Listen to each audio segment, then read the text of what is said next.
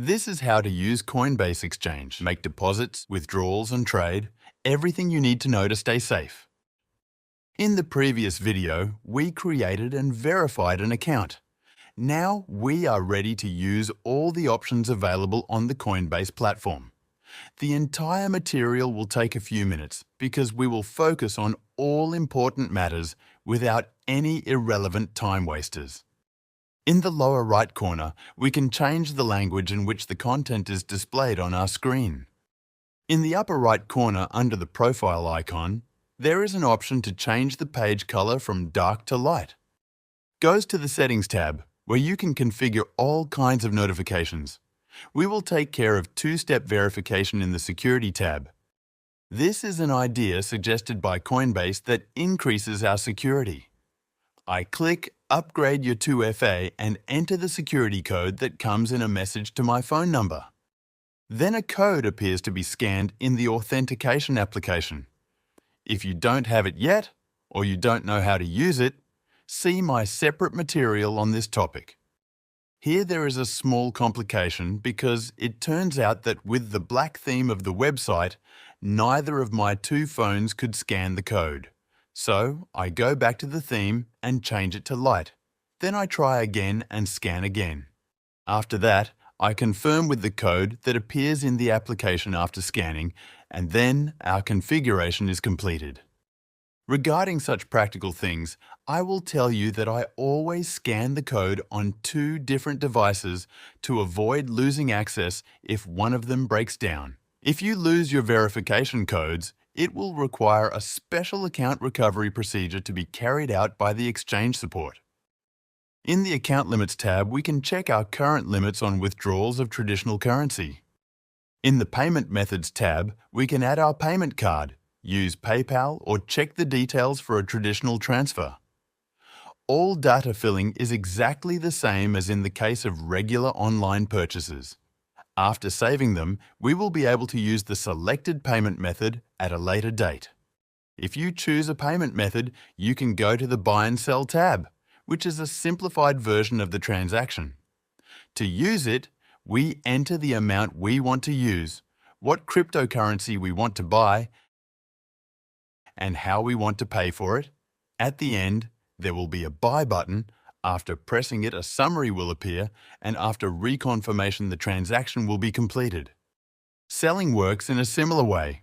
We choose what to sell and for how much, and what account to fund after completing the transaction. The last option is Convert, which involves changing one cryptocurrency into another using the conversion rate shown below. If you want to deposit or send your cryptocurrencies, go to the Send and Receive tab. If you are sending a transfer, you need to select the coin you are interested in. Only those that you have in your account will appear on the list of available ones. Select the number of pieces, provide the recipient's address, and confirm. If you want to receive a cryptocurrency, click on Receive, then select the desired coin and copy its address. At this point, remember that some coins, such as Ethereum, have many different networks on which they operate. Always make sure that you copy the coin address from the appropriate network. If you don't know what I'm talking about, watch my next video about blockchain networks. Later, in the My Assets tab, you will find a summary of all the funds you have, along with a chart of changes in the value of your portfolio over time. The Trade tab contains a list of different projects divided into categories related to them and all trade options we discussed earlier. Except that here we will go to Advanced mode because I want to explain some important functions to you. That is spot trading. In the top line, you will see an information panel about a given currency pair. Further in red, we will find a list of sales orders. In green, we will find a list of purchase orders.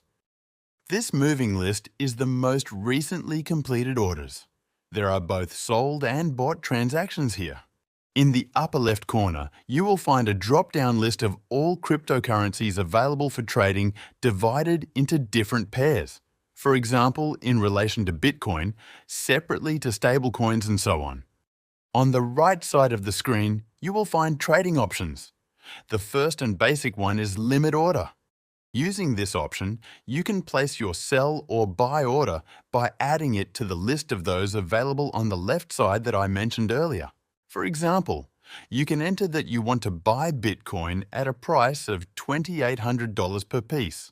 Select how much you want to spend and press buy, which will put your order on the waiting list.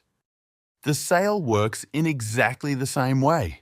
Once you have the cryptocurrency in your wallet, you can enter that you want to sell it at a price of $3,100 in the amount you choose, and after pressing sell, the order will go to the waiting list.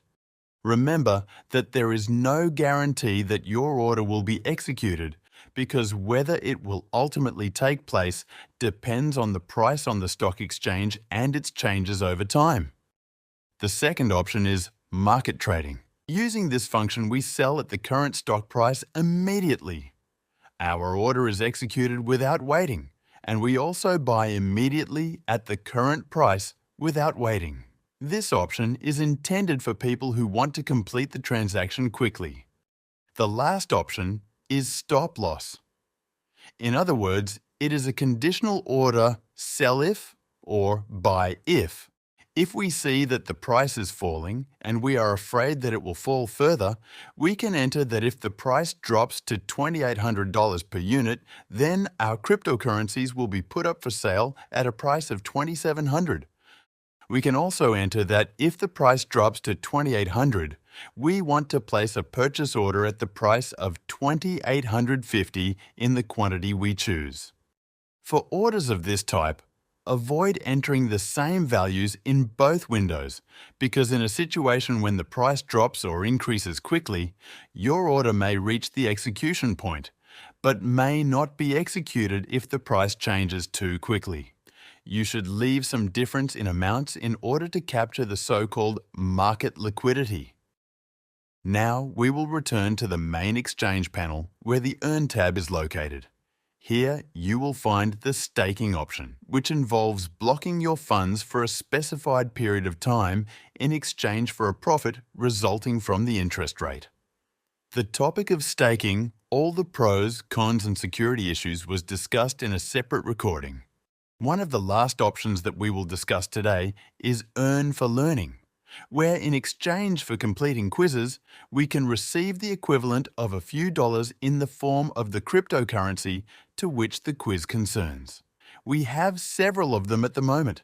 This is a very nice option to get your first free cryptocurrencies, spending 10 minutes of your time with absolutely no financial outlay. I have now completed all the quizzes. I won't show you the correct answers to the questions because they change from time to time, but you can easily find information on how to solve them on the internet. At the end of the options list, we will find information about Web3, which is one of the most fashionable trends at the moment. Here, you will find a list of various projects, websites, and applications related to this trend. The final tab is More, where there are NFT tokens, which we will discuss in a separate material, and Coinbase One, which is a kind of subscription. Once you have purchased the feature, you gain certain benefits listed on the screen. Although, I have never used this option and I cannot tell you whether it is worth using it. Whether it is worth it will be an individual assessment of each of you. Over time, you will gain skills and practice. If you are just starting out, try to be careful because haste and greed are always bad advisors. Remember that the stock exchange is a private company that can sometimes have its ups and downs, so it is not recommended to keep your funds on the stock exchange. The best solution is to keep cryptocurrencies on external wallets, such as Ledger or Trezor. Good luck!